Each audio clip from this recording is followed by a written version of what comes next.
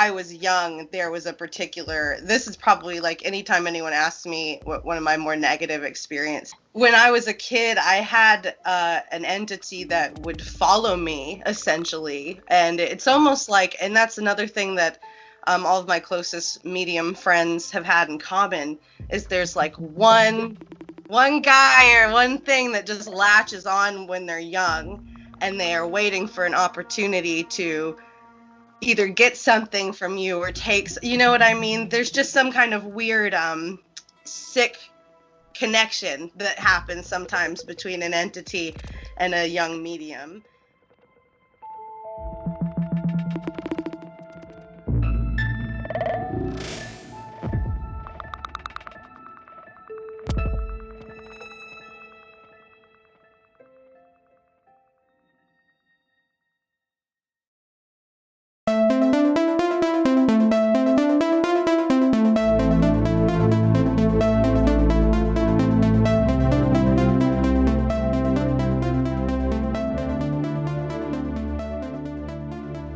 We are all born with unique gifts. But what if those gifts are the gift of sight, sound, and sense for something otherworldly? For our friend Peyton Reynolds, that's what she embodies. This unique ability to see, sense, and even speak to the dead. In our sit down with Peyton Reynolds, we learn how she controls and hones in on her gifts, and how she's carried them into this crazy city of Hollyweird. If you remember from part 1 of Is Our Job Haunted by the Ghost of Charlie Chaplin, Peyton was part of the first class of students that moved into the haunted dorms at my current job. We'll learn the stories and the experiences and also the entities that she's made communication with on that property. Are they still there? Have they moved on? What messages did they have for Peyton? Who are they? Well, it all ties together in part 3 of Is Our Job Haunted by the Ghost of Charlie Chaplin. Let's get Hollyweird as we conjure up some spirits and stories with Peyton Reynolds and her spirit guides.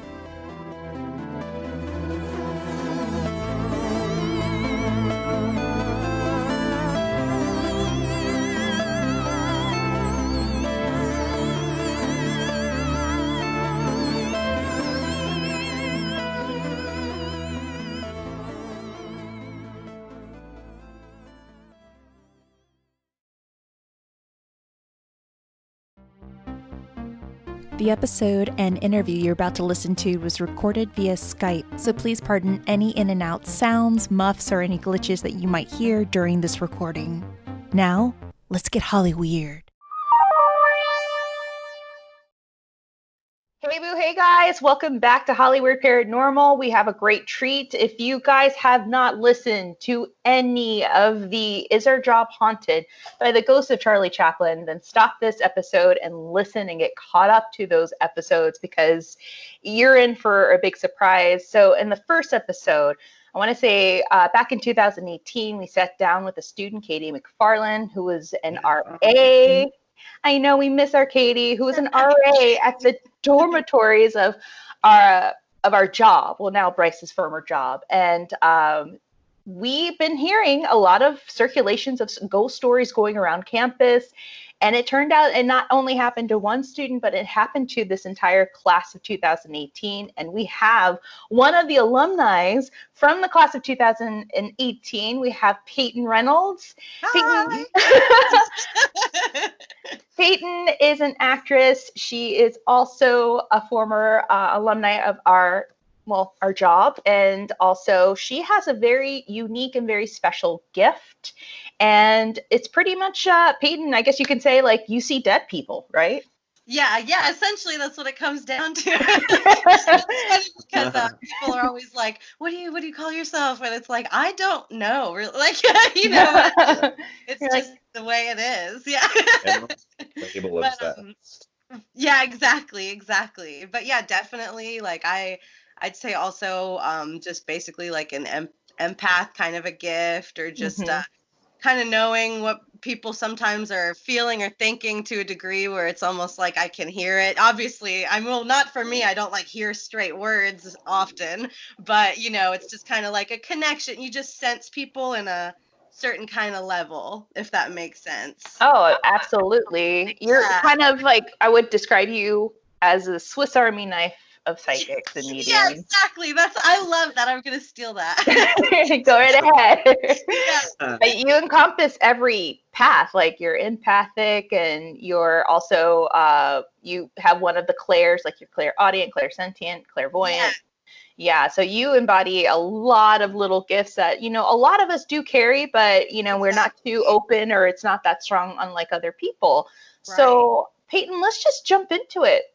Tell us your journey with your gift, and when did you find out, like, how old were you when you found out, like, you're different and you see dead people? Right. Okay. So this is actually really funny because especially when I was younger, it was almost like there was never another option, if that makes sense. Like when I was that age and, you're taking in the universe and learning, oh, this is what everything is, it was just always a thing. So I never really was like, oh, okay, I have this now, Right. or like it never unlocked, at any age or anything like that.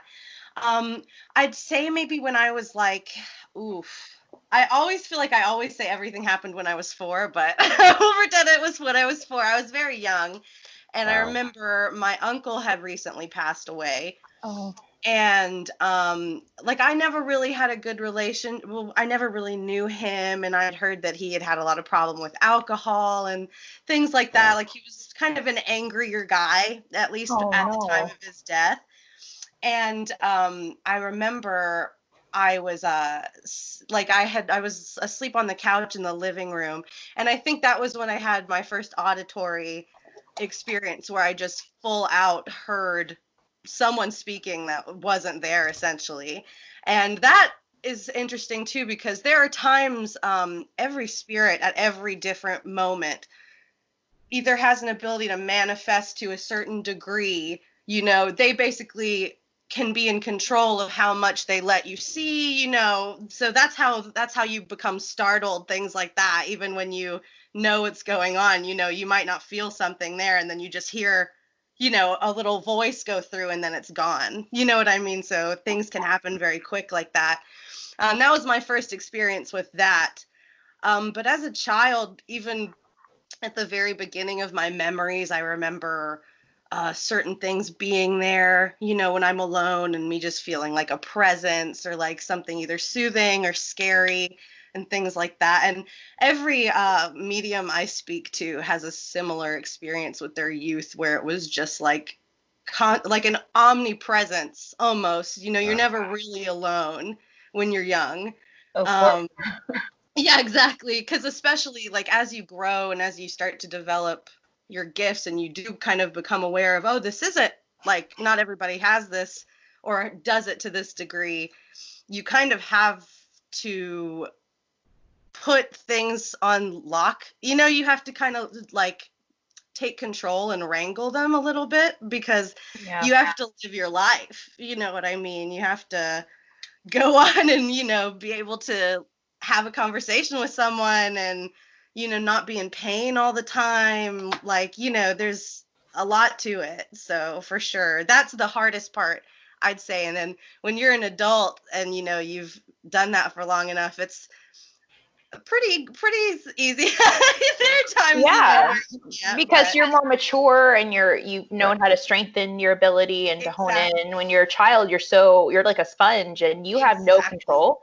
And Lord knows what things can come up and surface when you're that young, because they know, or it knows, that you don't have control over it yet, so they could fuck with you, which is really, really scary. That is. And it's funny you say that too, because when I was young, there was a particular, this is probably like anytime anyone asks me what one of my more negative experiences are. No. When I was a kid, I had an entity that would follow me, essentially. And it's almost like, and that's another thing that all of my closest medium friends have had in common is there's like one guy or one thing that just latches on when they're young, and they are waiting for an opportunity to either get something from you or takes, you know what I mean? There's just some kind of weird sick connection that happens sometimes between an entity and a young medium. And at least in It's my like, experience. not be creepy in the afterlife. Like, come on. I know. I know, that's Come on. true. Yeah. Well, the thing is it comes down to, like, again, just when you can get to that point of shutting it down, you know. I mean, Lord knows, I hope that when I do cross over, that's not the first thing I see, because I will be Right. A creeper ghost or a flasher ghost. I would be pissed. No. Yeah, exactly. I'm only for the ghost of Rock Hudson and no one else. Yes. Only door open, all hours. Yeah. So what happened with this creeper ghost? What did he try to do? He just tried to scare you, or? It's almost like, because the ultimate fear of anybody who's dealing with any kind of entity is obviously going to be a spiritual attack, which is when that's going to come down to when, you know, potential possession, you know, potentially suicide, homicide, things like that, you know, it could get to that degree. So when you're young and you have that openness, and you're also sensitive, you know, just like you said, you know, you're a kid, they almost smell that there's something in you or something that's like extra open, and they will start to present themselves to you. And over time, just like any gradual spiritual attack, it starts to wear you down. It starts to scare you. It makes you feel like, am I crazy? How come this is happening? Why is it always there? Is it an omen? You know, you just everything starts moving. And that's their ultimate goal, in my experience, is to tear you down to a point where they can easily overcome your essence, essentially. And then from there, you know, it's up to them what their ultimate goal is, but it's not good usually.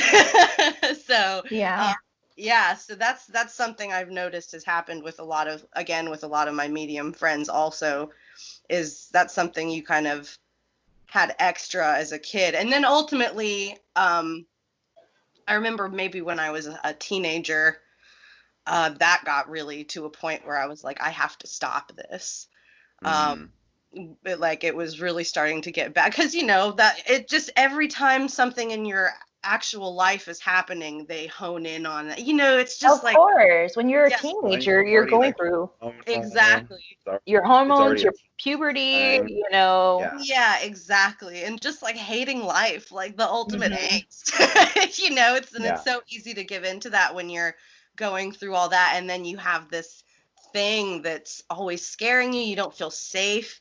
And this is actually funny, because to this day, anyone who lives with me knows this about me. I like always shut doors. I don't know. It's just a thing that's like, kind of come from that, because it's easier. I can almost be lazier in a way, especially if it's not my own home. Like, for instance, at Ada, I didn't have the option to shut a door, which was hard for me. Or I think we always, like, I can't remember if I didn't have the option to shut the door, or me and a roommate always argued about shutting the door. It was one of those. But either way, sounds about right. Yeah, but it's not my home though, you know, so I don't have the ability to go and like set protection out everywhere, and like, you know, this is all my space, you know. And it's got a constant influx of energies, like people inviting things like that. So I forgot why I brought that up. Oh yeah, the doors. So whenever I live in my own space, or something like that where I need to close off, I always shut doors. Like right now I have 2 roommates, Zane and Nathan, so it's not necessarily just my house. I love that. Yeah, they're great. I love I them didn't too. realize that's who you live with. Oh my God, Zane and Nathan? Oh, tell them hi for us. Well, yeah, they're actually away in Florida right now, but they're having a little fun time, and I'm excited for them to get back. Yeah. Are they gonna get married? Are they engaged now? Dude, I mean, I'm definitely not gonna be surprised if it happens. I love Nathan. Sorry guys. These were also alumni from when we were working at the school, and they're just an adorable couple. Yeah, they're total sweethearts. They just have just such big hearts. They just do. awesome. Oh, 100% they do. Yeah. Yeah. So, so from your youth up to your teens, I mean, did you ever speak with your family about what you were seeing, or try to get some light of maybe if this is something that had been passed down from generation to every other generation, or? Right. That's, again, it was one of those weird things that was almost unspoken for a long time. Mm-hmm. And now as an adult, I know that both of my parents have some type of connection ability. My mom for sure my mom for sure is a sensitive.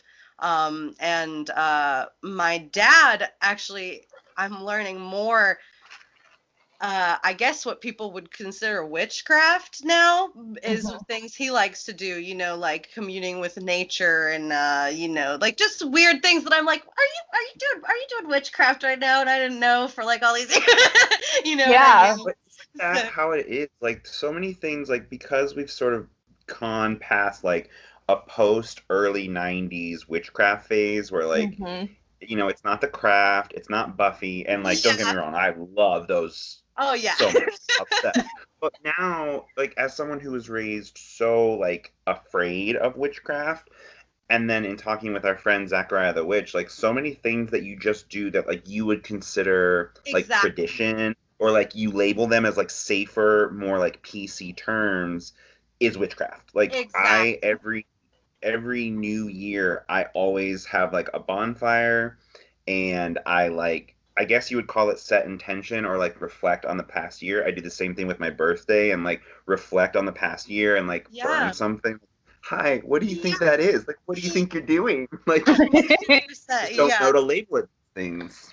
Yeah, that's exactly right. And like, I mean, just everyone, even on New Year's as an example, just the idea of New Year's resolutions, that in itself is witchcraft. That's setting the intention for this is what I want to change, just like you said, and there's so many things.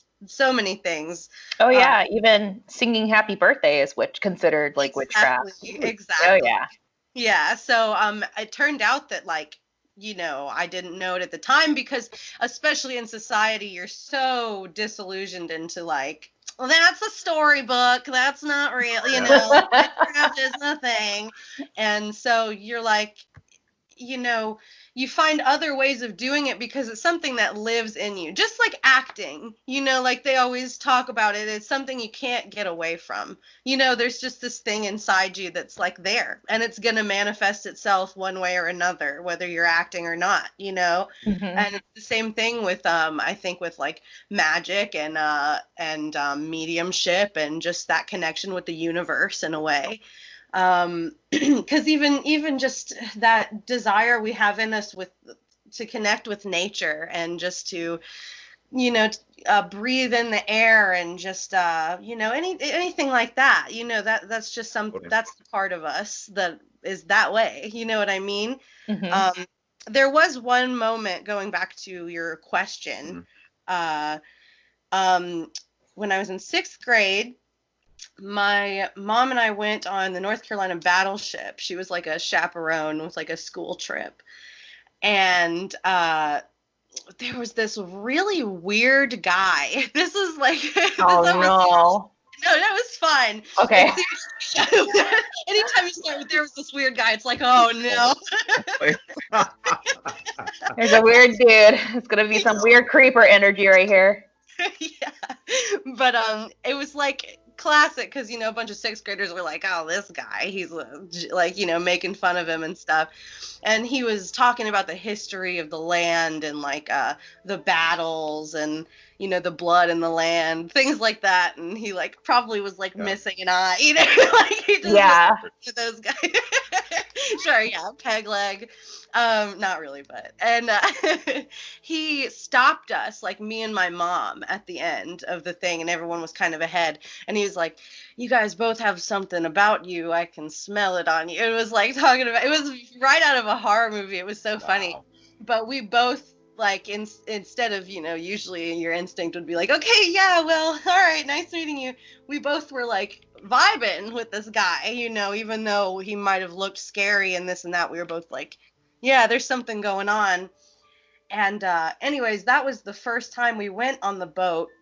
We were in the kitchen, and my mom actually noticed it first, and she was just kind of like stopped us. Again, the people had gone a bit ahead, and she pulled me back, and she was like, there's something. Do you feel that? Do you feel something in here? And I was like, I took a second, because we had never done that, like, together as a unit. You know, that was the first time that, you know, we had both said it, and we were going to, like, see if we felt it.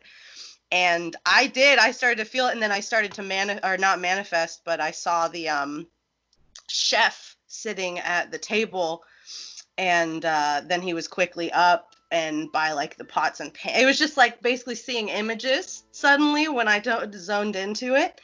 And then we were, like, shook about that the whole time. We were, like, all excited, like, there's something going on here, because they weren't talking about anything like that on the tour. They were just like, this is where the soldier or the, you know, the guys put on their clothes, you know? And then we got to the end, and it was the gift shop, and it was like, the hauntings of the North Carolina battleship. And we were like, we were so stoked. And we grabbed it, and I was like, bought it, and I was looking through it. And I think it turned out that a missile had hit a big, like, where all the guys were sleeping or something like that. I'm trying to remember exactly what it was. But basically, there was a huge devastation to that and the kitchen where the chef was at the time, and he had perished. And then I think there was even, like, a Ghost Adventures that eventually came out about it. And I was like, oh my gosh, you know, look. And I think they had things happen in the kitchen. Basically, it turned out the kitchen was, like, some stuff was happening. Yeah, that was the most active part. Yeah, exactly. And I remember seeing apparitions of, like, men in nautical, or one man in a really formal nautical attire, and I don't know if he was like the address for this location. I just like need to go. You would love to go. It's really cool. Yeah. I just think I need to do my first ghost investigation there specifically. Yeah. I'm gonna be brave. Bryce likes a man in uniform. Well, you know that's exactly. right. Yeah, he was not bad looking. I mean, See, come on now, ghost. No. Have you ever seen some of those pictures of those, like, sailors and men in military back in the 40s? Thirsty. Oh, yeah, and they know it too, like the way they're posing. Oh, yeah. They're like, hell yeah. Their tight little waists and their smooth little features, girl. Come on. Man. I know. They're always like, what is it? On fleek. They're just so, like, snatched. That's it. That's what I meant to say. Yeah. I love it. No, but yeah, it's funny. You run into, like, attractive spirits, and you're like, is that weird that I think that? Yeah. So, like, small talk. No. Yeah. So how long have you been dead? Oh my God, that's What's so your sign? funny. Oh. Well, That's it's like so we finally funny. found the line. That's where I cease to be afraid. Yeah, for sure. You see, Big like, old tour. yeah. Have you seen those stories about, like, that lady married, like, a pirate ghost or whatever? Oh my gosh. Yeah. And It's like I really want to believe that story, but I don't know. I'm like, okay, this is a little too much. Yeah, they got divorced apparently too, which is like, Oh. She was like, and then afterwards she's like, yeah, don't marry a ghost.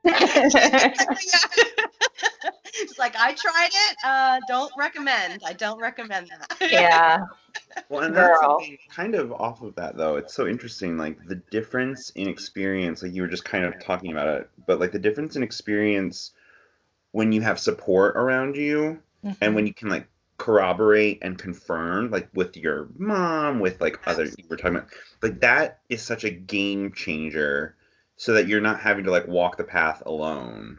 Oh my And like gosh. I'm the crazy one, I'm the problem. It's like, oh God, no. Yeah, that's absolutely true. Like that's just like you said, a game changer. And that's what I always say when I preach that like I do believe everybody has these abilities. And it's the difference is just that support and how crucial that is.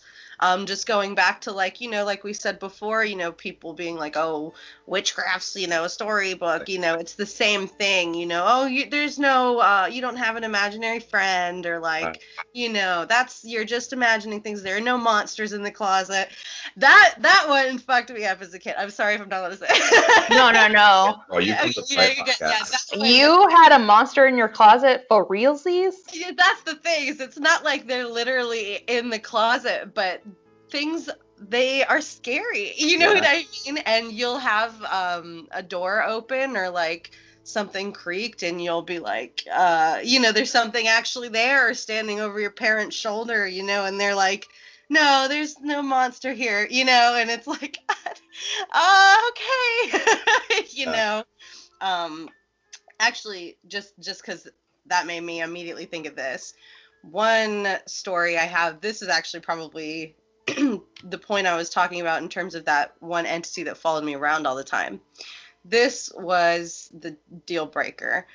I think I was like 16 or 17, and I was asleep in my room, and I'd left the door open. I don't know why, for some reason, because I never did. I had the door open and I was just like resting or something.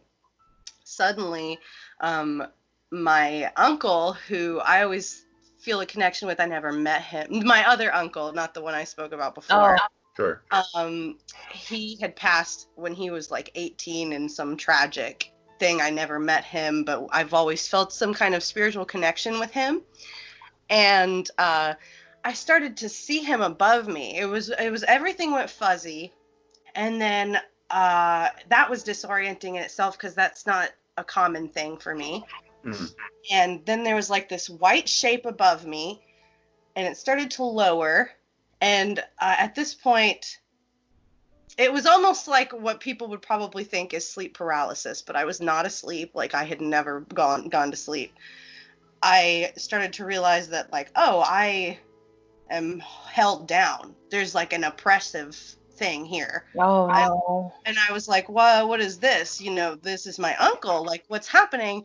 And then it started to change and started to become a really dark, I don't know if I had said before, but it was kind of a white, luminescent thing. It started to change and get gray and then get darker.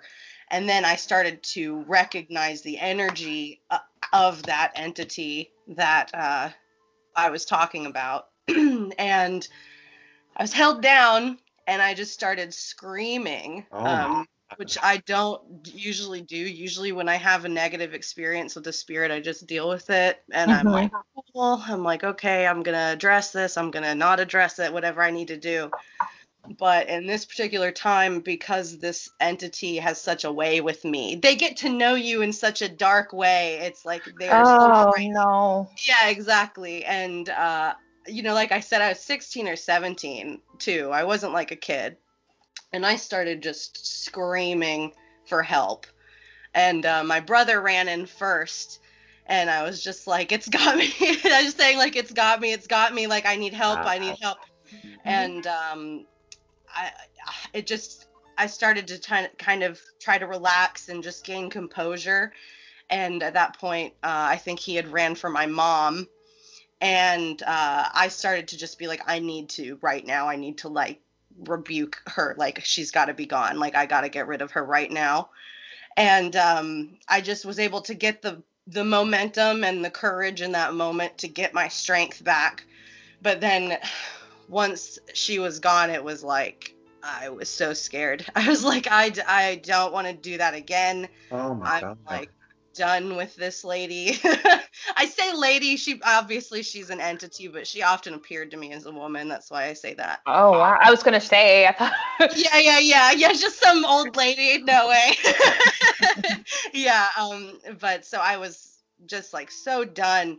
And that was maybe only the second time me and my family had a talk about it. It was just, like I said, that unspoken thing. We all knew we kind of had different degrees of gift, maybe you'd say, but that was the only other time I was like, I need to be done. Like, this is horrible. Like, I can't do this anymore. And that was kind of when I realized that really the best ultimate way, it sounds easy, but it's really not, is to just take control. You have to just say, I'm not letting you in. Yeah. And for me, a physical representation of that became closing my door. So that's why now to this day I close my door, things like that, because it's like, this is my space. If you're out there, that's fine. I know you're out there, but this is where I am right now, and I'm not open for business at the moment. That's good. Yeah, so that's just crucial in the development of a medium. I think know how to set your space. You know how to take control of it, and that's part of the process from what I've heard other mediums say. Exactly. Yeah, especially in my apartment. Like, I've had a couple of mediums tell me, oh, yeah, you have this young man outside. I'm like, yeah, it's this young man that committed suicide, but he won't, in our apartment complex, but he won't leave. Yeah. And they've gotten him to the T, Peyton. Like, they described him to the T. And that's crazy. Yeah. And it's so funny because they're like, yeah, they, ever since doing this podcast, I feel like I've gotten more and more open, especially with my investigations, and and things just like, I guess they really dip their toe with me, and they're like, hey girl, can you let me in this door? I'm like, no, we're not going to go through there. Exactly. Right. Yeah. And that's the thing too, is it's you automatically become a beacon. The more open you are, the more they're like, oh, are you here to listen? And you're like, no. Maybe next week, like, I'll pencil you in. Like, I tell them outside. I even say it outside, and it freaked me out. She's like, who are you talking to? I'm like, you're not welcome in here, except for you, Mia. You're not welcome in here. Just do it everywhere you are. I do. I'm probably like this weird. I don't care. I'm always weird. So. But that is the thing, is like, ultimately, and you had mentioned earlier, Peyton, but like, so much of it is about setting boundaries, which is already a journey, I think, as humans, that we have to learn how to do. Like, when you're little, you don't have that authority. Like, your parents are telling you you're in school from like this time to this time. Like, you have so little control, and we have to learn as adults, even interpersonally, like, these are boundaries that like I set for myself. And like, it is so scary because there is sort of this romanticized, like, Hollywoodified view of the spiritual world, and you see like all these movies, and they're like being levitated, and they have all this power, whatever it ends up being. And it is very like idealistic, and you have to like learn, like, no, you have to set boundaries. You have to guide where your comfort level is, or like you can get very deep in the river without knowing it. Mm-hmm. Oh, absolutely. Yeah. And there was even a time roughly around that point where I ended up shutting it off for so long that I was worried I had lost my abilities. I like tried to reopen it after, I think it turned into maybe years. Wow. I can't even remember now, but it was a very long period of time. I was like, I'm just like, you got to be VIP.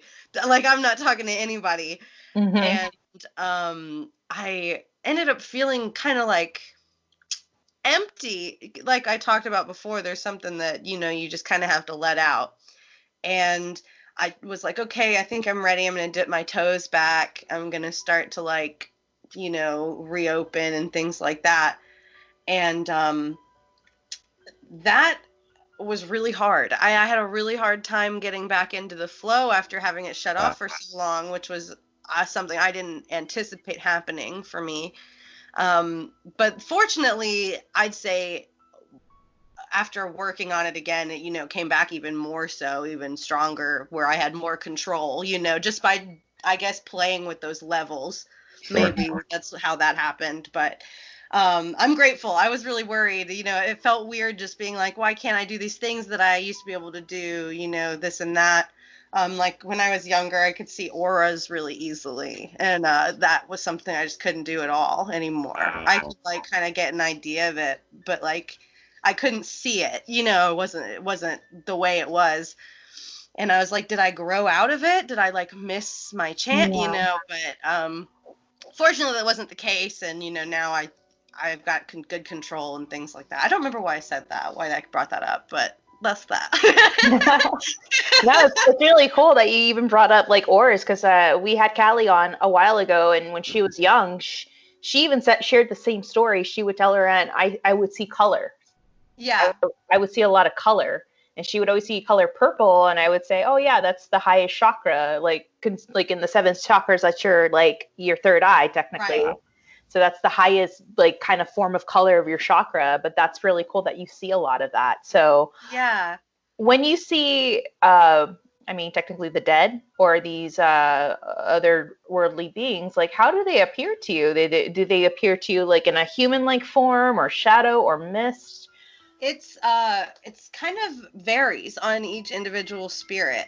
Some of them are real open, and you just sense right away that they're like, I know I'm dead, like I'm just chilling, like I just want you to see me.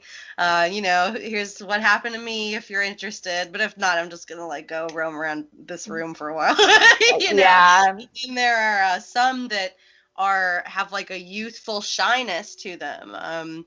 And those might appear as like an apparition, or it also depends on me, honestly, too. Like, more so than just like any boundaries I might set. I might be really low energy.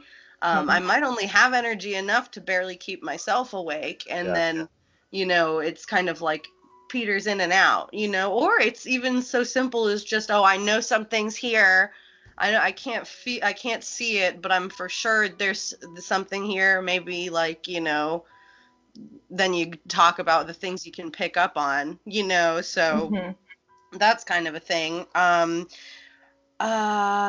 seen full body, mist, shadow people. That's a big one again in your youth. So Peyton, tell us your take on shadow people. I know I want to put a pin on this, but I'm sure Bryce and I are like, wait, we want to know your definition of it, because I'm always being asked like, what are shadow people? I'm like, there's no conclusive answer. I'm going to tell you that.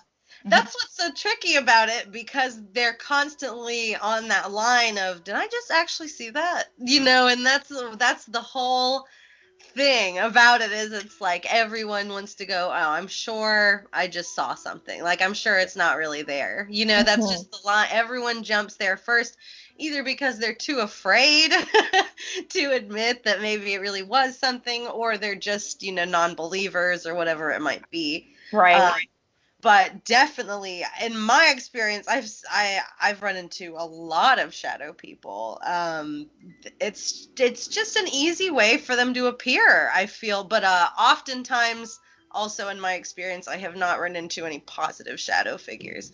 That's just me personally. I've heard of people who have had people from life end up as shadow figures, but I've never had that experience personally. Because being a ghost, if you want to look like a shadow person, black is definitely a slimming color. So there you go. They want to look.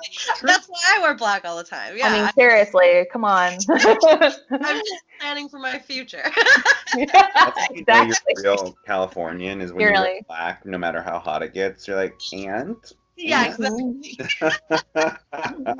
The shadow man with the hat, he has personality, all right? He has personality. That's all it is. The feather. And you're it enhances his jawline. So, yeah, people, like, you're right. People, the fear is the thing that first pops up in your mind, and people immediately, and I bring this on to a lot of these ghost hunting shows, demon. They say, oh, no, it's demon. It's evil.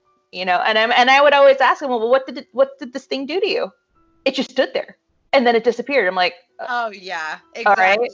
All right. Yeah. That's the first place anyone goes, and that's something too. Like in terms of I remember when you first messaged me, like ages ago about the Charlie Chaplin thing.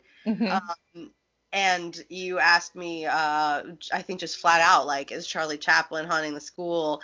And I think I remember saying something along the lines of, like, there are spirits everywhere all the time. Like, they are all around us. You know, it's like almost everywhere is haunted to me. You know what I mean? Especially here in Hollywood, which we could jump into right now. So let's go into this next chapter. You're packing up. You're ready to go to Hollywood. You're going to go to the school. You move into the dormitories, and you guys are the first class of students to move into these dorms. And I want to say, I think a month into it, and maybe for you, Peyton, it was probably shorter than that people started experiencing something unusual in the dormitories. And you instantly have the answer to a lot of what's going on, because you're like, yeah, there's a lot of things here. Exactly. Let's just put it, properly. Yeah. So tell us about this transition into Hollywood and what happened in the dorms. Okay, so I had, like, let's say I'm packing up. I was super excited to come to LA. I actually hadn't considered at all that this is such a historic place and that I might encounter that. So I got there, and it was obviously, like, not only the overwhelming energy of just different spirits and the history of the land, but also just all the people. That was something I had to adjust to as well, was just kind of like, that's a lot of energy at any given one moment. 100%. You feel a vibe here. It's like, it's so palpable. Exactly. And so that took adjustment, and, like, you kind of ride on it at first. It's, like, exciting because everybody out here has a dream, on the street or rich in, like, a high rise. Everyone's got something, whether they're living it or not, that they want. And that's, like you said, just really palpable, and you ride on that, and it kind of, like, gives you a buzz for a while, and then it starts to be like, okay, all right, you start to again have. Why am I crying all the time? Why am I so exhausted? Right. More than I've ever drank in my life. Yeah. Yeah. Oh, yeah. Exactly.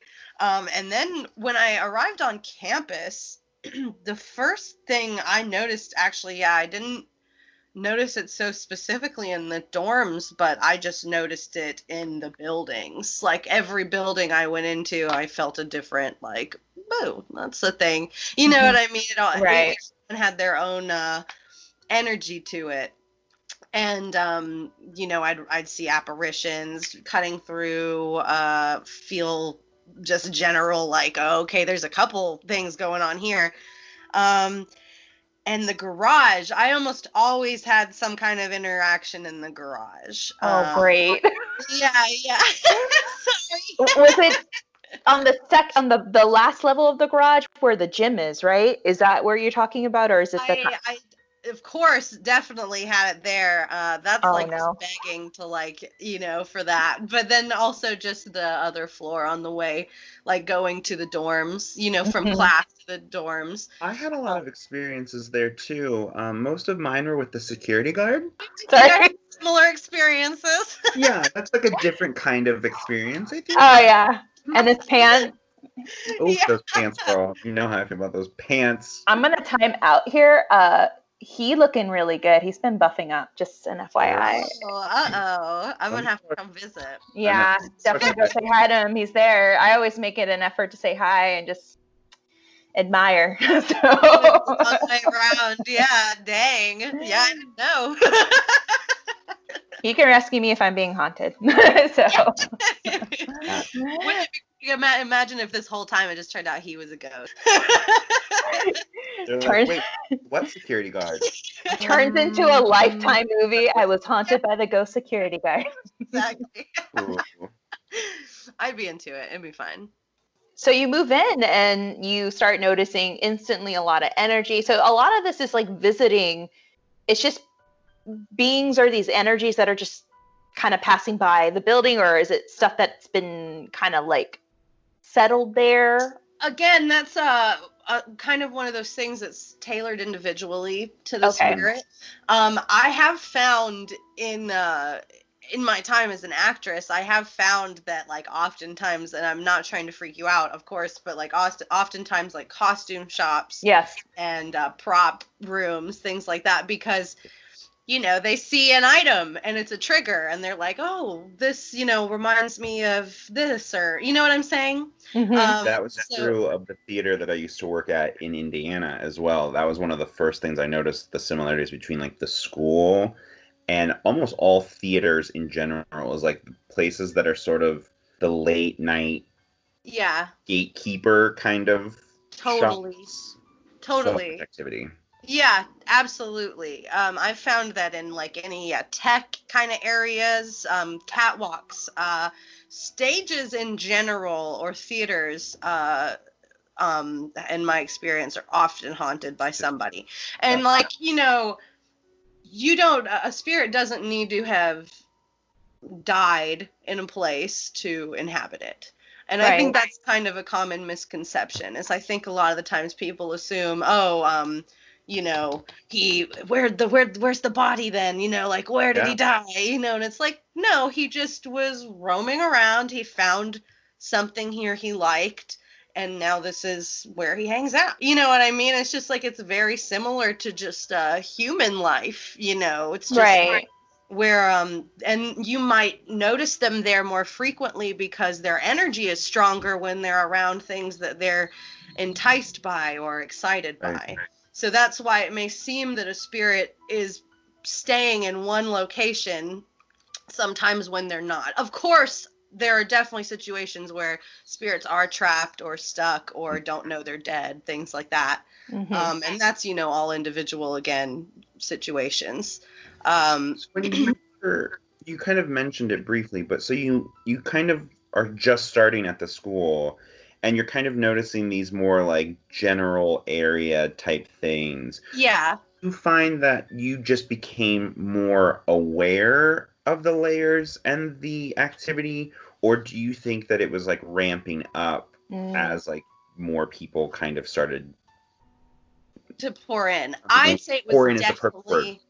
definitely ramping up. I think, there was like, I think a little bit of construction going on, and like, obviously they had just put in the apartments, which is construction in itself. And I think that's probably what kind of stirred up the individual activity people started to have in the apartments. A big one, like I know, there was a girl that stayed in our apartment a lot, and it was because she liked.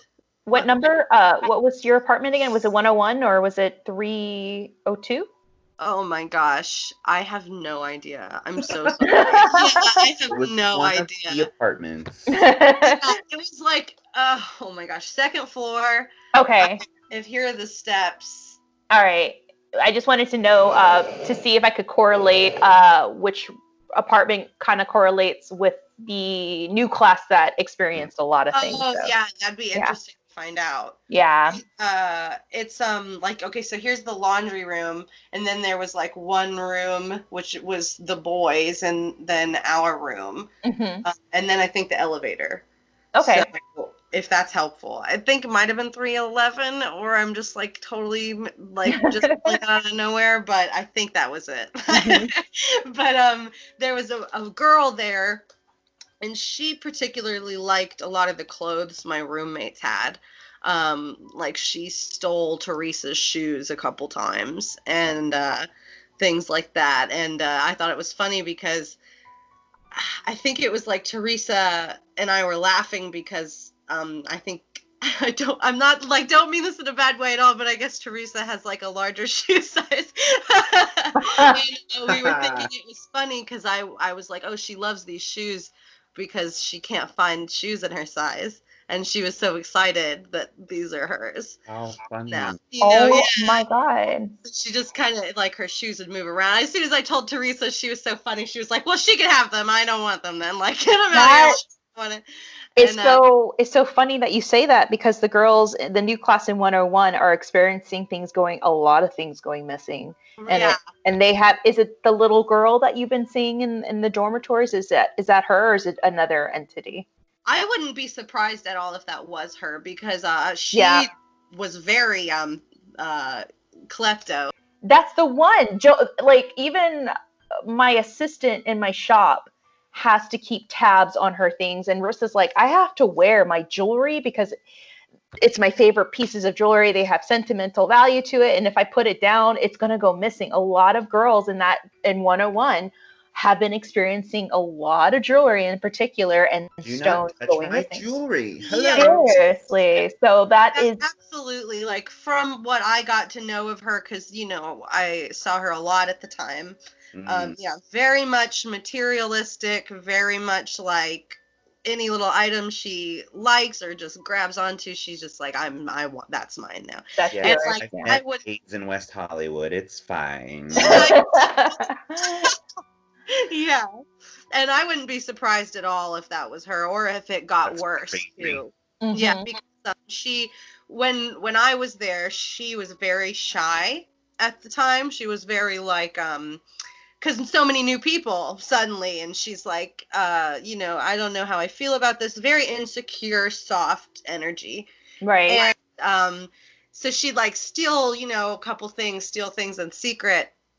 And then especially, and this is something I had no intention of getting around. I mentioned it to someone in my apartment, which might have been foolish of me. And then suddenly everybody was hearing about this. Everybody suddenly knew what I could do, which I didn't want at all. Everybody suddenly knew, spirits, and then they start to put an energy out. So then it almost started to ramp things up for me at that point at the school, because people were all afraid, or like people were like putting the little stories in and out, you know what I mean? And people start to put that energy into the world, and the spirits feed on that. That's how they get their energy. So anyways, in this particular girl situation, I remember about that time she started leaving our room more. Like, she'd kind of go explore and like kind of walk around the campus, and I'd see her places I wasn't used to seeing her. So I would not be surprised if now she's like feeling herself and like confident and like, okay, well, they've all got these cool things. Like, I have all these cool things that I want now, and I'm going to take them. You know what I mean? Like, it's gotten pretty bad.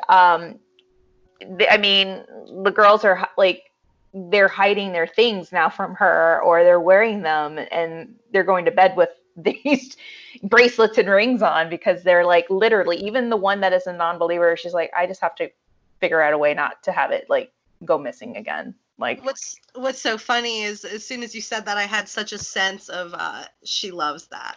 Yeah. She loves that. She loves that they're hiding the stuff. Like, she is living. What a little.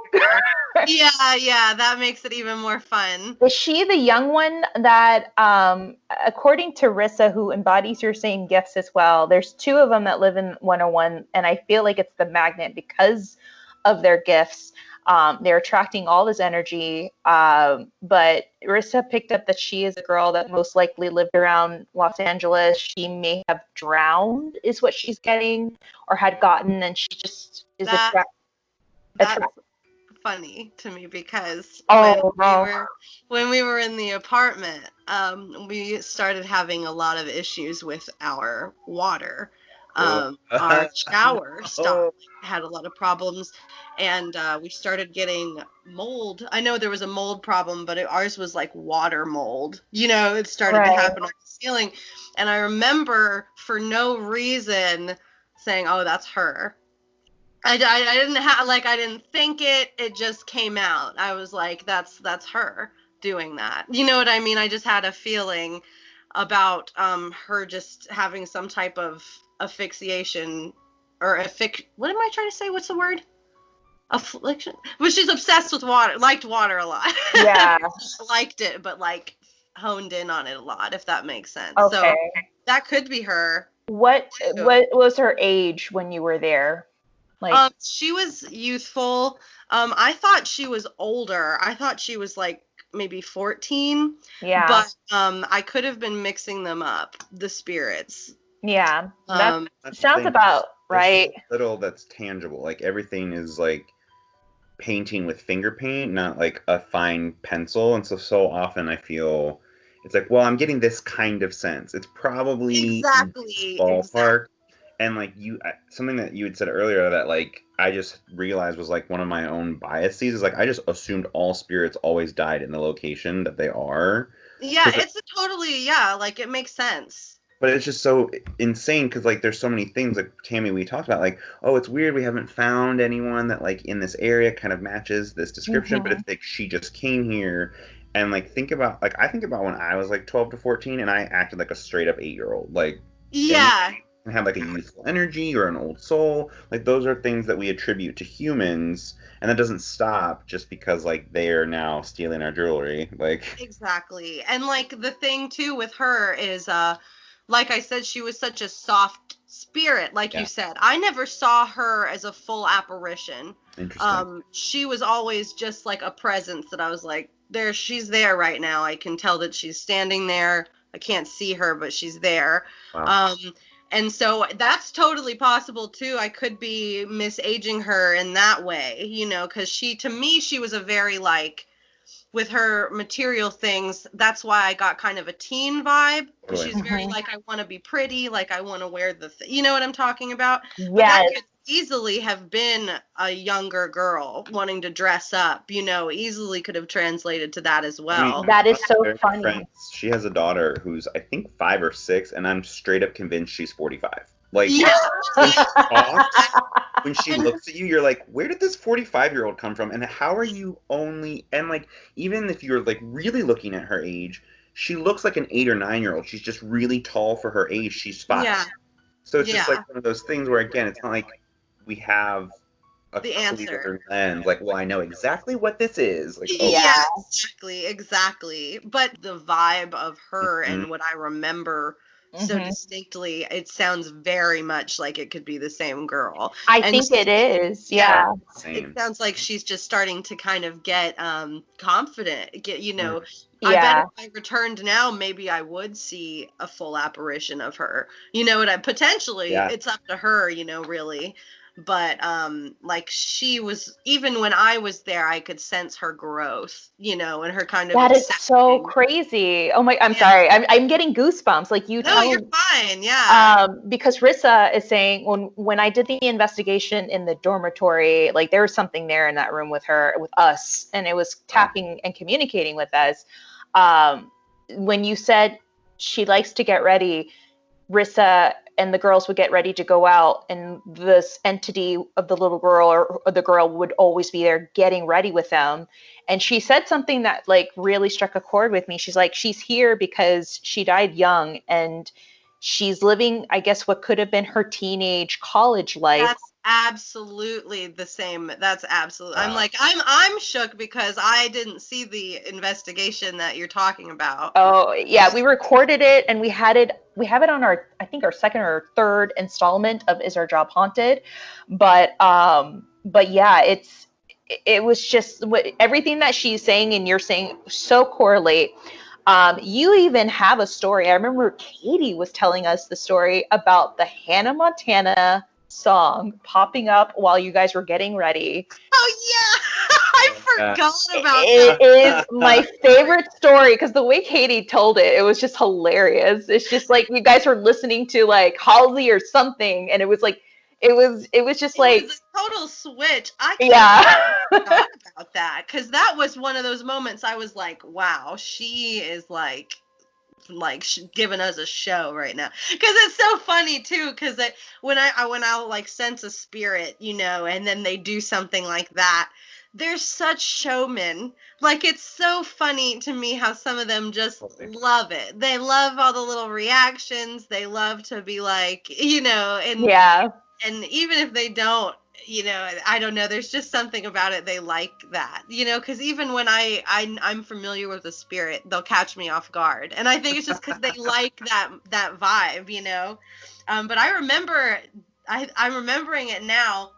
Yeah, something was on the radio, and we were all in the room. It was a rare situation when we were all out in the living room, and I think, yeah, maybe Katie was there. Someone else was there, maybe.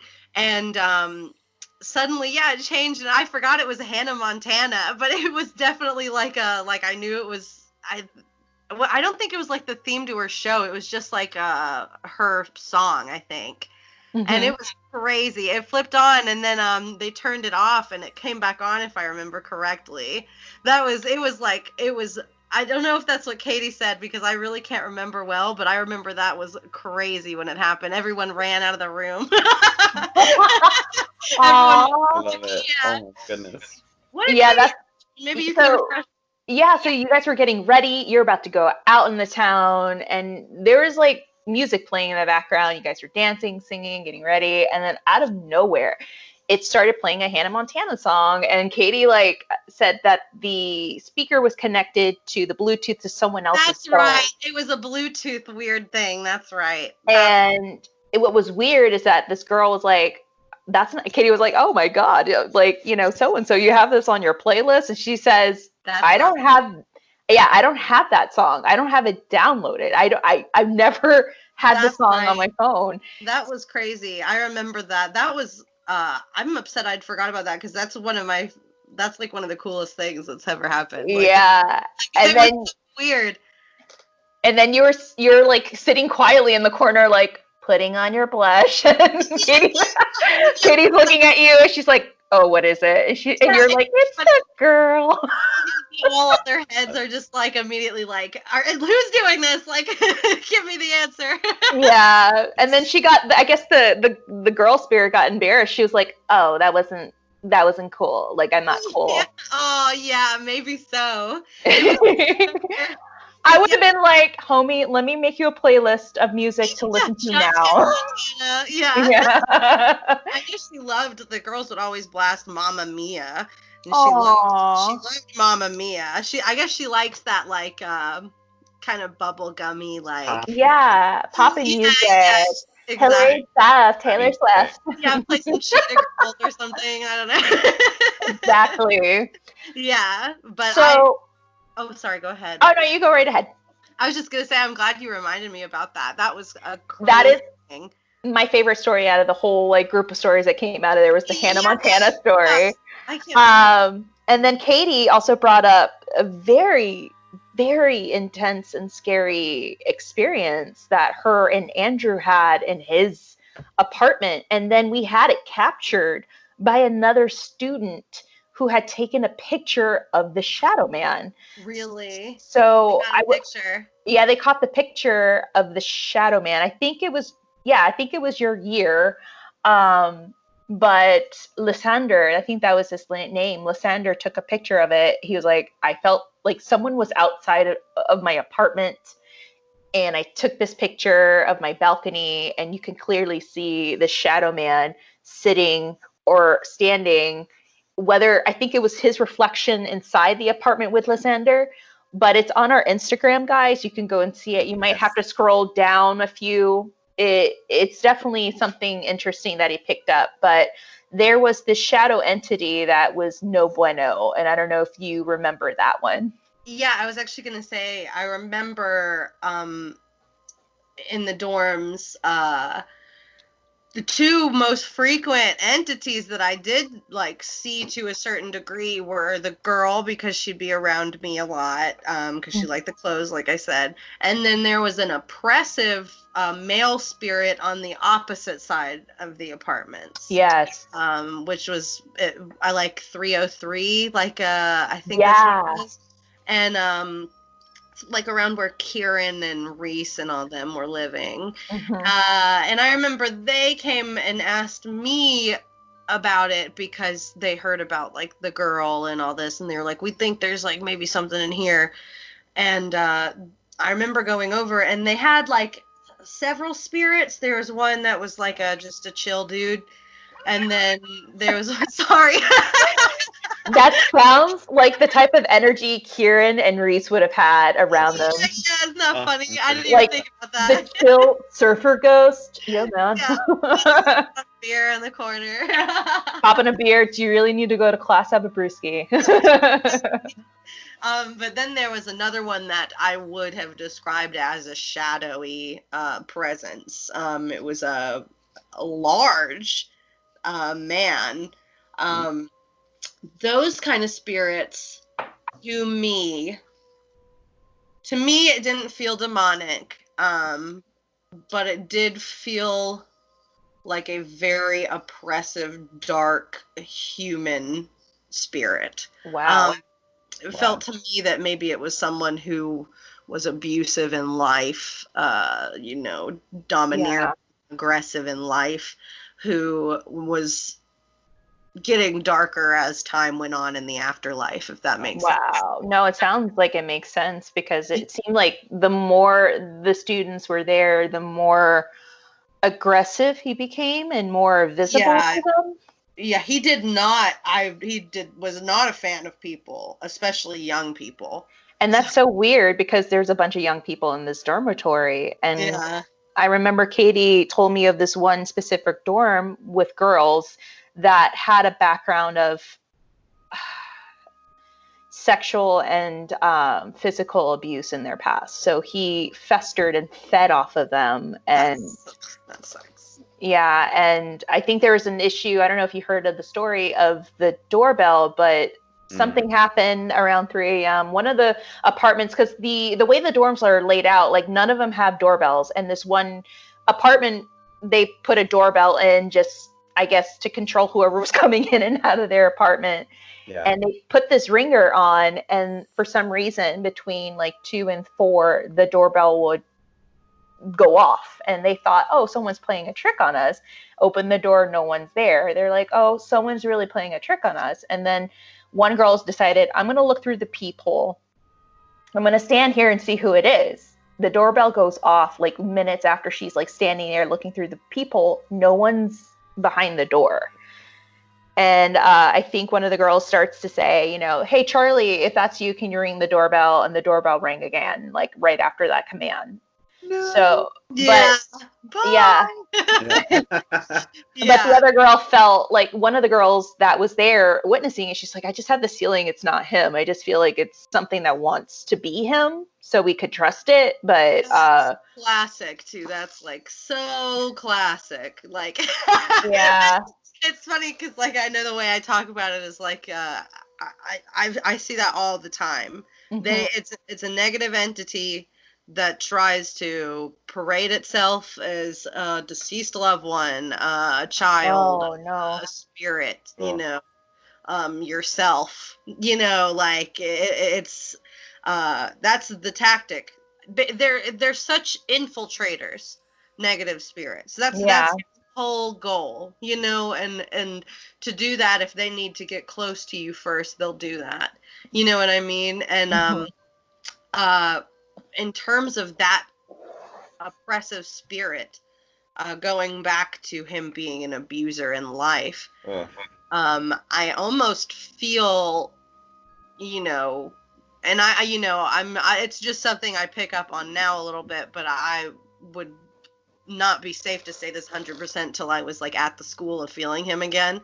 Mm-hmm. But I would not be surprised if he was a home invader, like if he was someone who has already broken that barrier. Yeah, exactly. Wow. And, like, if he like wanted to be let in, especially the fact he thrives on potentially sexual abuse and that vulnerability in people or women. I just get a feeling about like the doorbell specifically, and just that energy of like wanting them to let him in was something he had in life. Like, yes, open the door, and I'm going to come in and take you, take what I want from you. And that's the energy I feel from him. And that's why I feel he was so intrigued by that doorbell, just like the playing of it and like getting that fear again out of them, things like that. Yeah, that was a scary story, and that was another one that was connected to Katie's experience of seeing the shadow man in Andrew's kitchen that one night, where she saw this like clear as day, blacker than black image of a man in a hat in his kitchen, and he even saw it too. And it was just the way Katie described it. It was like it wanted her fear. Like she just felt so scared and vulnerable. She started crying, and then it disappeared, and she was like, I just felt violated. Like I just felt like he wanted that rise out of me. That's exactly right. That's exactly right. That was the energy he had when I was there. And it's again, it's not in the way that a demon would have that. It's not in that like careless, like, oh, this is cat and mouse, this is fun. It's not in that way. It's in the malicious, like dark human intention of like wanting hurt, wanting to cause pain and hurt in that way. Like that's definitely how he feels to me even now. Like even when I think about that energy now, it's just a very and what's funny is when I was first at the school, I don't think he was very targety on women yet. He was very like I just am so like this is all stupid. Like I just hate everybody here. But I think again, almost in a similar vein to how the girl had her growth of like, oh, okay, I'm getting kind of used to this, like all the items I can take and like all the girls getting ready. In the opposite side of that, on his spectrum, it's almost like he's like, oh, all these young girls around, like, oh, all these, and starts to grow in his way, which is in a darker descent. It's in like starting to go more and more evil in a way. Have you ever experienced him personally at the dorms? Like, did he try anything with you?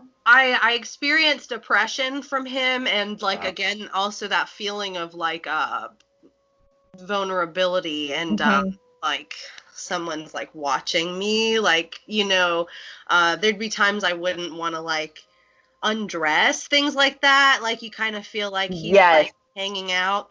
That is so funny you say that, because some of the girls from your year would say that. Like they, even if they're by themselves inside their room and no one's there, they felt uncomfortable. Yeah, and the way he does it, he wants you to feel like that. Like that's how he gets off. Because like I know like the couple times it would happen to me, he'd be standing direct in the doorway just looking at me. It's almost like the same feeling of like or the same feeling I would imagine when there's like a producer or somebody, like, that scene in Fame, where like, that's how it feels kind of, is he's like just watching and wants to see every little movement.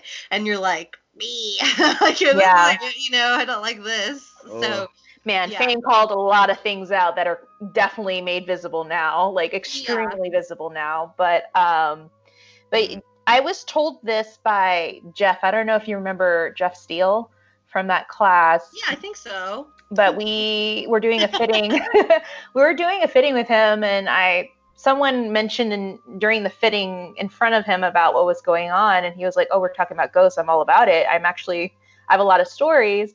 And we started talking about his experiences growing up, his attachments. He had a couple of things attached to him. One of them, he said, oh yeah, that dark figure, I think it's connected to me. I think it has something to do with me that I had carried ever since I was young. And apparently he went to a psychic or someone who released that bond between them both. And while he was going to the school? While he was going to the school, and it most likely stayed there because, like you said, it's just feeding off of everyone's feelings and energy, so it's gotten stronger and stronger. I would buy that for sure, because the level of aggression that this spirit has reminds me of my own lady.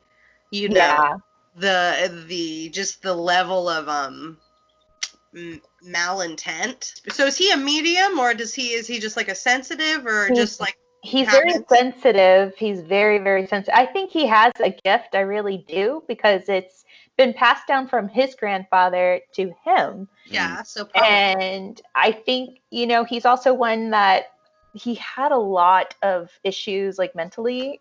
Like he suffered from depression, he suffered from anxiety, he suffered from all these things. And he said that after that disattachment from whatever the psychic did, he felt a little bit better. Wow. But yeah, and it was like you said, it may have been that oppressive being that was just holding him down mentally, because I mean, he had a bit of a reputation, Jeff, for, you know, having some issues in classes with the directors and certain productions that were going on. One that I really supported him in, and and yeah, so I don't know if maybe that one was left behind after everyone left, but this new class that came in, they're experiencing different entities. There's one of a cowboy that comes and goes. There's a man in a 1940s suit. One of the girls says that she's been in communication with Judy Garland, and the little girl, of course, is still there. There was a stinky ghost in the third floor, one of the rooms on the third floor. Like, they would smell this rancid smell, and Rissa said, yeah, it's this the spirit. It just doesn't do anything. It just smells. It's just so rancid. That's usually a really bad sign. Oh, like what? It's just usually those things, in my experience, are manifestations of very evil entities. Either that or like the opposite of that is you might smell like roses, or one I'll smell a lot of roses, or like a potpourri almost, if it's like a older woman, or like or a positive spirit or an angelic spirit, you'll get like very pleasant smells. But then the opposite of that is with very evil entities, you'll smell a rancid, just like that's why I say that, because the word rancid is how I would explain it. It's a very like decaying, rancid, nasty smell. Is, in my experience, is always evil. I mean, unless it's a human spirit that just like really digs body odor, like unless they just like are like into it, like, or it was like perhaps if it had something to do with their death too, like if they fell into a vat of like, you know, some nasty stuff or something like that, you know, I could see a human spirit. There's always going to be an exception that like proves the rule. Like there's exactly. Or it's such a like red flag. Like, oh no. No, that's exactly right. So like, we can't really say, but definitely keep an eye out, because it could be a factor. Yeah, one of the girls, I mean, there's two girls that have your gift there too, and it's Rissa and Jolene. Jolene I interviewed as well, and she just said, like, I just told it to get the hell away because it really smelled. And I asked her, I asked her too, I'm like, usually that's a sign of something bad. She's like, it was always on this one specific corner, and it just was there. Like, it didn't do anything. It would just be there. It was the weirdest thing. Yeah, it was the weirdest thing. That sounds to me like a residual thing. That's what I was thinking, because if it's not doing anything and it's just in the same corner releasing this putrid smell, then I don't know. Be, actually, it's possible that the oppressive male spirit that I'm like picking up on while we're talking is I almost get an image of like bodies like stored in a corner. So it's possible that maybe that's what she's picking up on. Oh, wow. It's like smelling that. Because it seems almost like a trophy to him. Gross. But that's just, again, I'd need to be there. But it's just something that popped into my head, so I thought I'd say it. I mean, it could be one explanation. I mean, this was like really early on in the year, so who knows? Right. Yeah, who knows? It's funny because I have asked them about him, and I guess since you left, because of the different types of students that have gone in, they have embodied a different energy, and they're a little more positive more and more each year. That's great. And I've asked this recent class, like, have you experienced him? They're like, no, we just experienced the cowboy, the man in the pinstripe suit.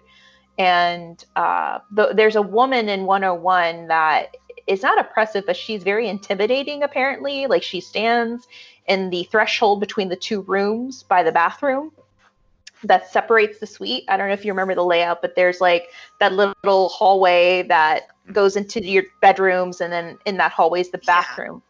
So apparently, like, she stands there at night, and the girls hate getting up to use that bathroom because they're like, I just feel like I'm being watched as I'm going to the bathroom. I think I remember her. I think she's been around. Okay. I remember her.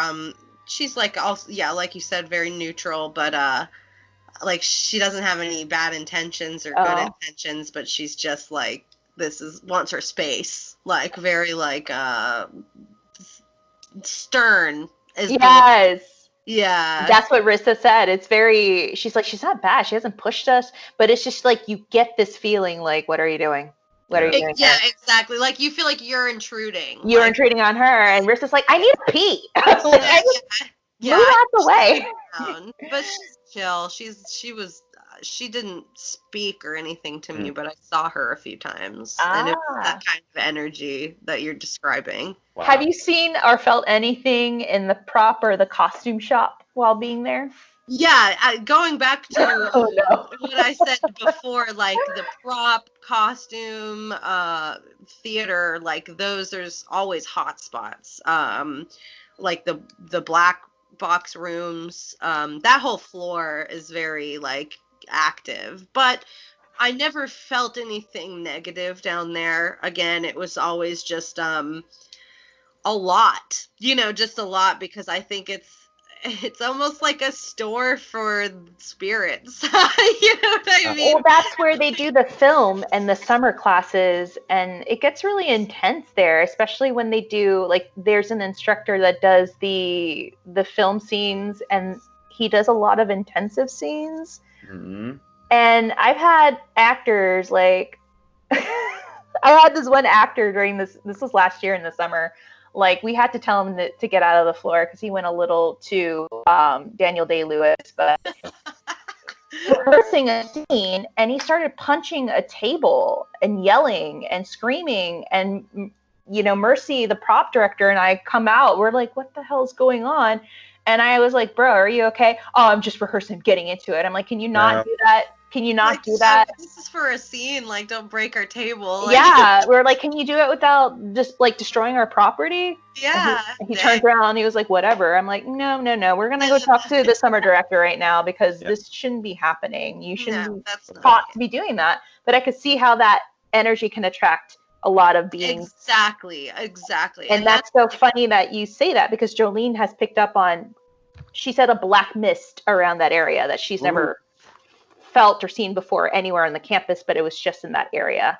Yeah, so. I could totally see that. I never saw a black mist down there, but over time I could see how something would like fixate down there because of all those things we've talked about before, plus the fact that anytime people are acting or trying to be vulnerable, that's just like an energy fountain. Like, that's just like a buffet, essentially. Wow. You know what I mean? A spirit. Yeah. So Bryce loves buffets. Bryce. No, that's right. Yeah, exactly.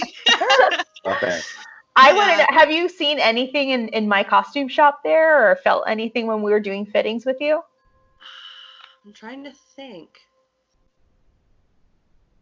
I don't think I saw any specific apparitions down there. Yay! When I was there, when I was there, it was just a general, like, busy, like, intersection in a way. Like, it wasn't any overwhelming, distinct spirit at the time I was there. It was just a lot of, this is new. Oh, this makes me think of my childhood, and this makes me think of my favorite clothes, or like, I wish I was wearing that thing I used to, like it's a very reminiscent place for a lot. Yeah, we do.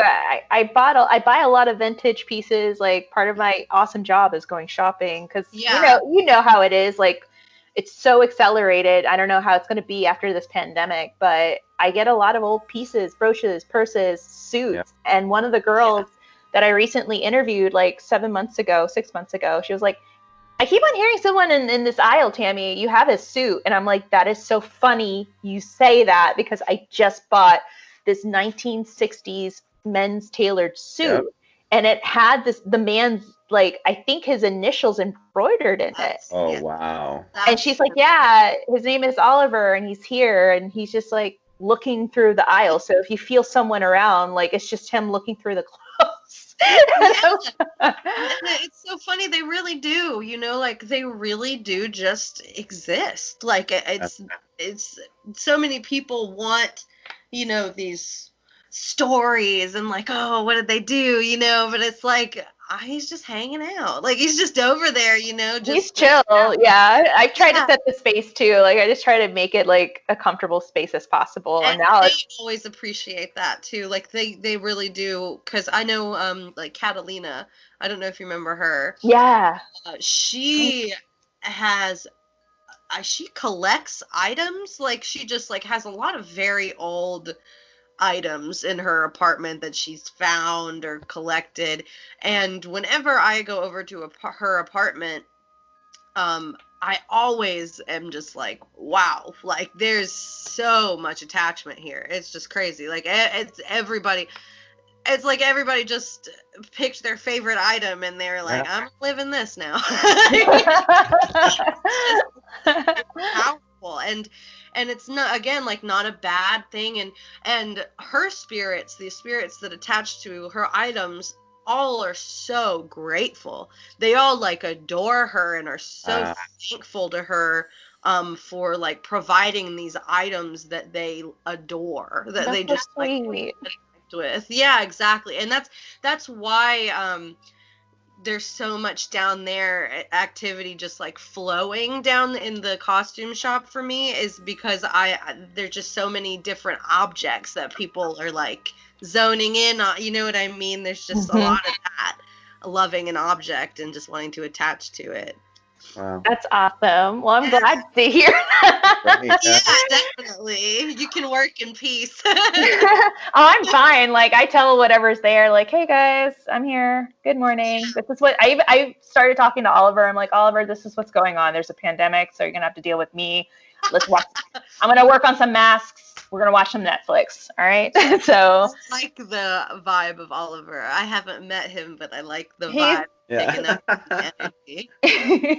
He's an interesting one, but yeah, nothing out of the ordinary has happened since. I know Mr. Garcia, I don't know if you remember Mr. Garcia, he had an experience in one of the dance rooms or the restrooms by NVPB or A. He said that he saw a leg of a man in a urinal stall next to him. But it was so funny because he was like, it was a pant leg. It was like a pinstripe pant leg. And he had two-tone shoes. And he's like, I swear to God, I thought someone was next to me, even though when I entered the bathroom, no one was there.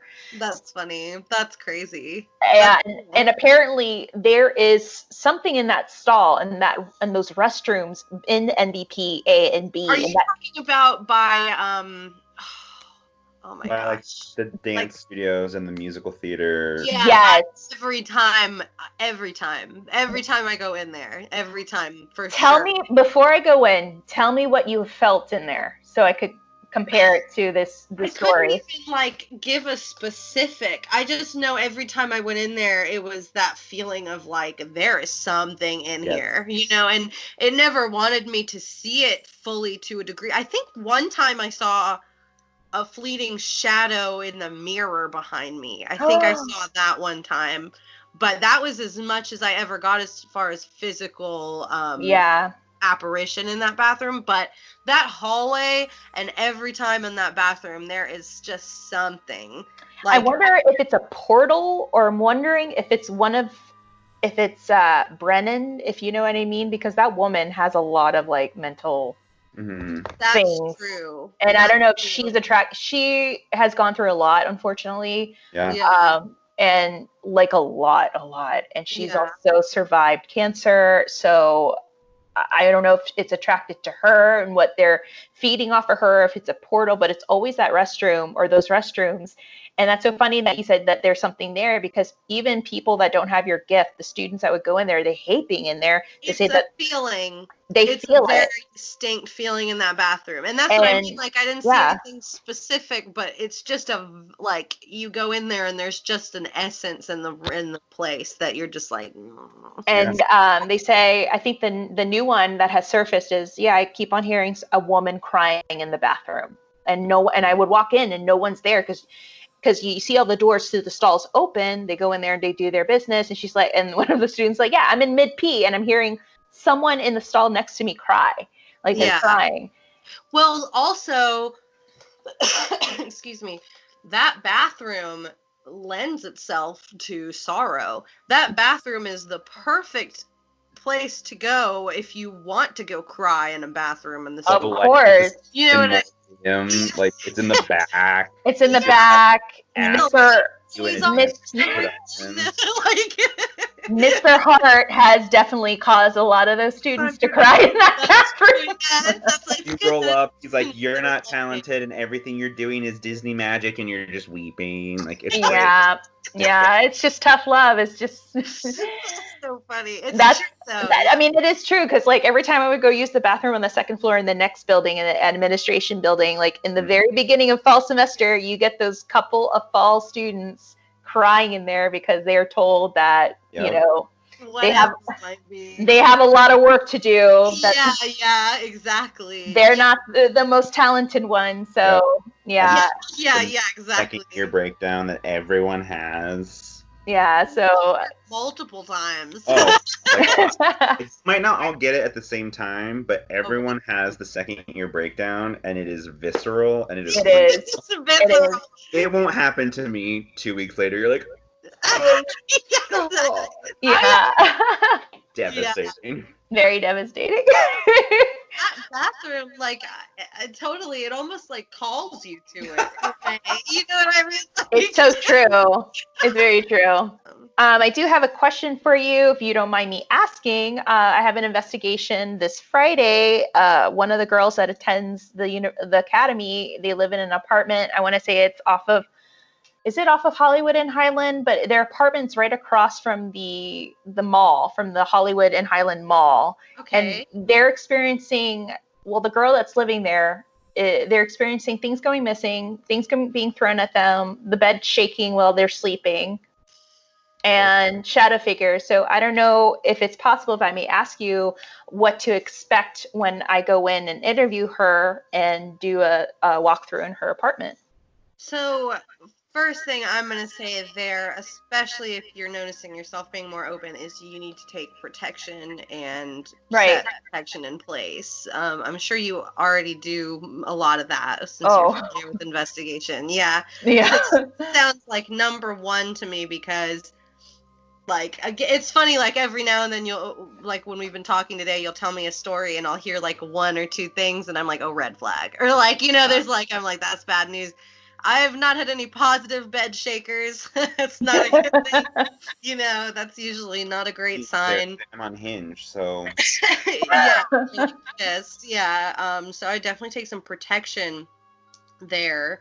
I would also make sure you know everything you can know about this girl who lives in the apartment. I feel like there is some information there that she may not be fully disclosing.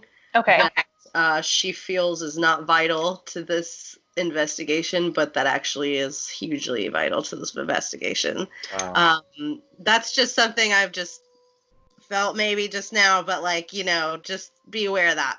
And that could even just be because of ignorance. Like, so often you're like, that doesn't matter. It's not part of it. Exactly. Yeah, and that's definitely like I don't feel any negative intention from her, but it's definitely, yeah, like you said, just I feel like there's something that she maybe doesn't feel she needs to share, and obviously we have to respect that, but like That's a good point. yeah, but it also might put you in a little more risk.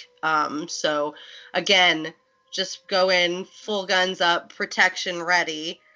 And I think you should be okay, but I will be really interested to see how the investigation goes. Yeah. I've investigated the apartment before. To me, I feel like it's the school. Like the school is just a lot of rotation, a lot of energy. The apartment is new. Yeah. It was just built a year ago, and it's actually across from, not too far away from where the original Hollywood Hotel once stood, which is now Madame Tussauds Museum. But I also told them, like, your guys are not that far from the American Legion Lodge, which is also very haunted. The Hollywood sign is just up the street. You're pretty much central to a lot of rotation. You have a lot of cars. Yeah, exactly. A lot of traffic. A man died in front of their apartment complex. He was shot. Something happened. There was a duck. Yeah, you remember that. It was on the news. And so thank you for letting me know. Yeah, for sure. I felt the need to ask you, because something told me ask her what's up, because I felt like there's something there, and I'm like, that they're not saying, or they're not grasping. Something is like kind of like the highlight or the pin in this whole investigation. I'm feeling like, especially if the apartments are new and it's a haunting, so to speak, to that degree, it's very possible. And also with the little like ping that I got a second ago, it's very possible it's attached to her. Yes. Not the house, or not the land. And then probably what's happening there is whatever has attached to her through whatever event or thing she's not disclosing. All these central energies of these other places that are surrounding, and the guy who got shot, things like that. That's all energy hotspot for this one entity, which is why he's seemingly stronger at this moment and is able to shake the bed. And I don't feel great about him. Yeah.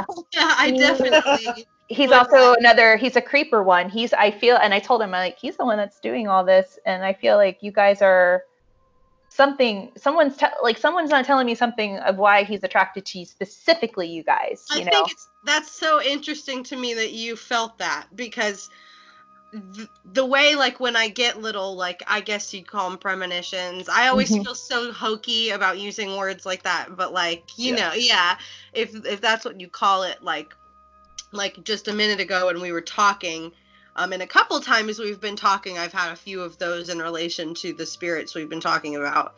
And that's so funny. That's something that happens. I was like, totally, it's weird. It's like it goes blank.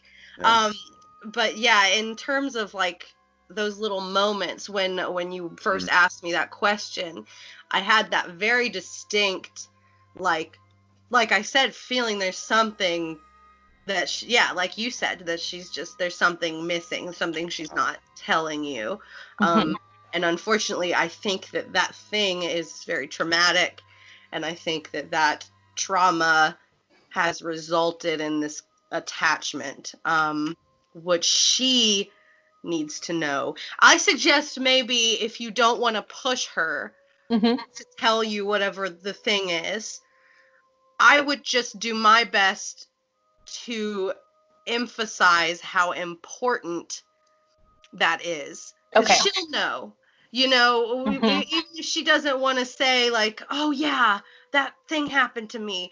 If you say, like, he's probably preying on something that happened to you, or if you say something like that, she's gonna know.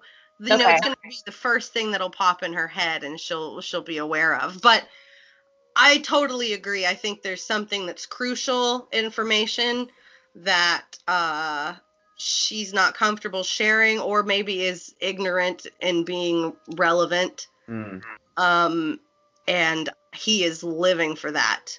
That's where he's come from, and why he's one of the reasons he's so strong now, because these times too are tough, like with quarantine and things like that. Everyone's heightened and everyone's upset almost always. You know what I mean? Yeah, I was reading an article in the New York Times how like people who are in quarantine or even in haunted homes, they're experiencing a spike of activity. So, and we're physically home more. We're definitely. The buffet's open longer. Like exactly. The buffet's open longer. Buffet time. Yeah, it's a Vegas buffet to them. Yeah, exactly. I love, but ooh. What other, before we come to a close, what advice would you have for her to protect herself from this specific entity or anyone that's going through something like this? How does one protect oneself when they're dealing with this oppressive energy?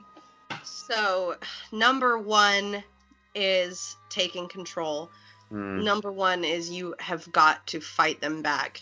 It's going to be a literal battle. It's going to be a literal battle, and you need to bring your sword. Like 100%. It is not as simple as just saying, oh, get out of my house, and not meaning it. You have to claim your body, your soul, your mind, your home, your family. You have to claim everything, and you demand. You don't ask, you demand that they leave. And me personally, I know not everyone's religious, but look to whatever your higher power is as a source of power in yourself, and use that as well. Because, you know, whatever that might be for you, it's that energy of I'm protected and this is holding me, you know, and I'm safe. You know, right. That's what's important, is the energy there. If you are religious or you're comfortable using these things, Saint Michael is the archangel of protection and like negative, you know, battles negative spirits. And I've heard some beautiful, beautiful stories about people calling to Michael and then literally witnessing a battle of good and evil in front of them, and seeing just amazing things. Wow. So I always think of him, get a pendant, you know, a little pendant, carry it with you. They don't like it. Negative spirits, they will try to scare you from defending yourself. They're just like human abusers. They will gaslight you. They will do all these things. Yeah, exactly. Like they will do everything. Yeah. Yeah. To make you think you're crazy, make you not trust yourself, make you think you're too weak, make you too weak.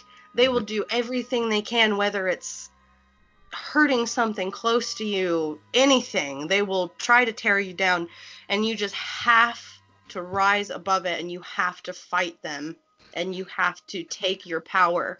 Yeah. And that is just number one. If I had to give any advice, is that aside from that, I do a lot of meditation. I would set actual practices in place, such as salting your window, your door, a broom at your door, any type of like hearth protection, sigils, things like that around your house to make you feel, safer, and that you've put things in place.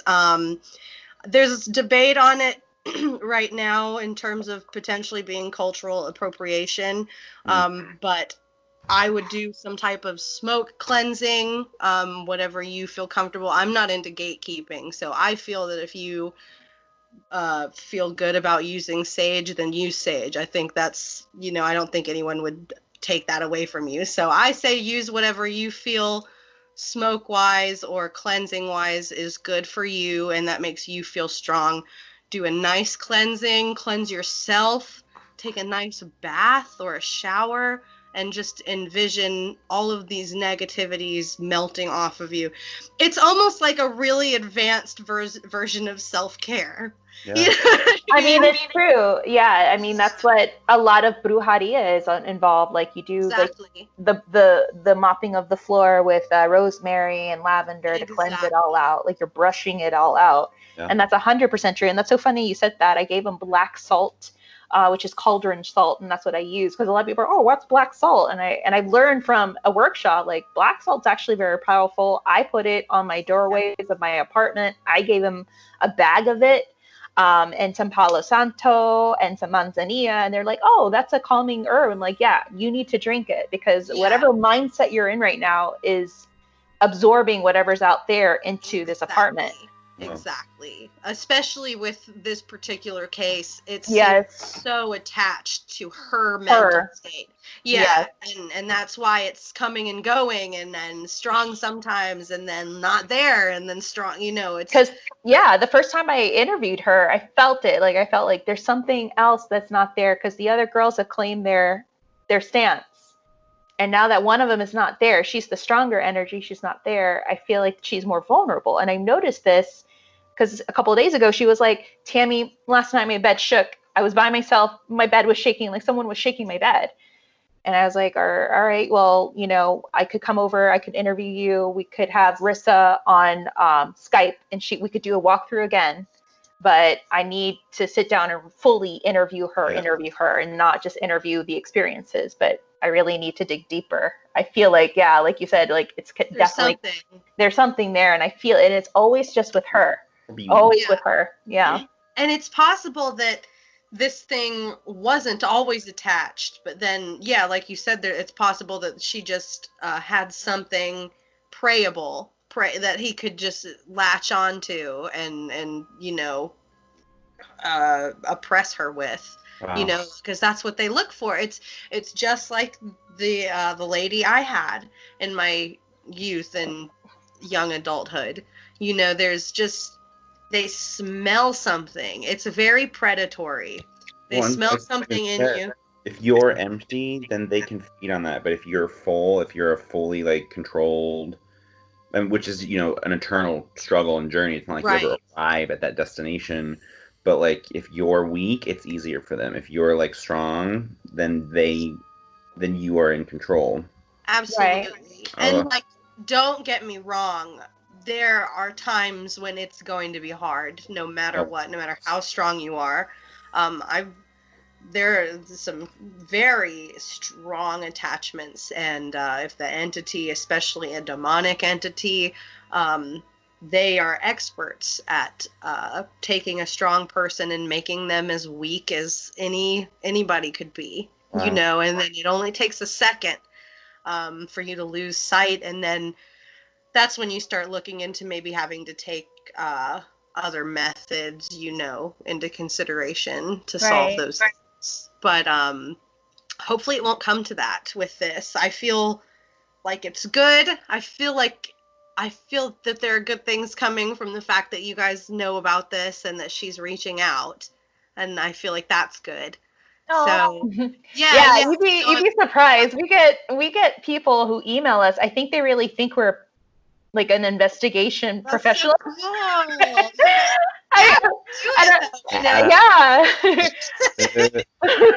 Bryce is the skeptic, but you need that mindset into the environment. But important too, because like you need to fact check. You know, there are times, even me, you know, I'll be in an investigation and I'll hear a noise and I'm like, what was that? You know, like, because you're on the alert, and then you have to go look, like, was it the air conditioning unit? Was it this and this? You know, it's so important because I think it's just I think it's so important to go hand in hand with that, because it is easy for the imagination to run wild. You know, and once you prove the facts, that's when you can really look at something and say, oh, that's crazy. You know what I mean? That's when you get to really just like revel in the weirdness that just happened. And, you know, like, that's amazing. Yeah. Well, thank you once again, Peyton, for, we kind of went on a side note tangent, but it was great. This is all great information. Tell us where people can find you if they have any questions, if you're open to that. Yeah, totally. I have my personal Facebook. I really don't mind if people reach out to me on there, just Peyton Reynolds. You can also reach out to me at Peyty Puff on Instagram, which is hilarious. And yeah, I'm totally open if anybody needs help or anything like that.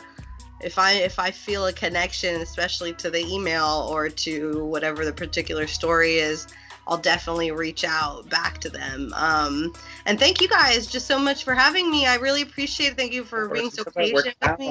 Yeah, no, absolutely. We were gonna get you regardless. Like we knew it was gonna come. Knocked on my door, like, we're doing it. Yeah, it was great. It was great, like sitting down, talking to you, and talking ghosts and everything, and your special gift. I could talk for hours more, so if you guys ever want to do this again, like, we can totally. We will. I'll definitely get you involved in other investigations and cases because I would love to pick your brain. You definitely helped me out with this case. Zachariah has done this before. We have a friend, Zachariah the Witch, who, I mean, like, out of the blue, he'll tell me, hey, be careful, or hey, look out for this. And I'm like, how do you know? So I tell everybody, like, everybody needs to have a medium in their pocket because we are, like, constantly looking out for you, even if we don't mean to. Like, yeah. It's like, so true. I can't tell you how many times I text people and I'm like, hey, I just wanted to make sure you're doing okay. I wanted to send you some love. And, like, they might not even know why I texted them, but then they're like, I needed that. You know? That's good. No, that's amazing. That's wonderful. Yeah. That's awesome. We all need that medium cheerleader. We need that spiritual cheerleader in our life. Like an app or something. Now, like, yeah. In chaos. We have to look out for each other. Like, we do. We gotta have each other's backs because God knows nobody else does. No. Yeah, it's especially right now. It's just so much. The people need to come together and just love each other and support each other for sure. Yeah. Absolutely. Well, thank you so much once again, Peyton. Thanks, guys. Appreciate it. We'll definitely have you back on soon, for sure. Right. You guys have a great day, okay? Bye. Yes, everyone say Holly Weird. Bye. Holly Weird. A very, very huge thank you to our homegirl with the gifts, with the site, Peyton Reynolds. Thank you so much for sitting down and getting Holly Weird with us. It was one fun and weird conversation, and trust me, we all liked it. Except for Bryce, maybe a little bit, because he was getting a little scared. You could hear the crack in his voice. And of course, another huge thank you to our Patreons. Without your support, we wouldn't have this podcast. And it's because of your donations that this episode was made possible. You guys produced it, and thank you. Speaking of Patreon, if you want to become a Hollywood producer and help produce Hollywood Paranormal, you can. Just for as little as $1 or more per month, you can help produce our podcast. Head on over to www.patreon.com for more information. We also want to recognize our new Holly Weirdo Patreons. Let's give a warm Holly Weird Patreon welcome to Melinda, Lauren B., Tiffany Lelebo, Deborah Ware, and Cassandra Grisalva. I hope I pronounced all your names correctly. If not, then you can go email Bryce. To find out more information about Hollyweird Paranormal and about your hosts, then head on over to www.hollyweirdparanormal.com to learn more. Also get caught up on past and current episodes and seasons through our website. And take a trip and browse through our merch store. Check out the new retro threads and graphic designs by our friend Noisy Project. If you love Hollyweird Paranormal, we'd love for you to subscribe, rate, and give us an awesome review on iTunes. It really helps us out a lot, and it helps us become a little more visible. Can't get enough of Hollyweird Paranormal? Then stalk us on Instagram and Facebook at Hollyweird Paranormal and Twitter at HWP Podcast.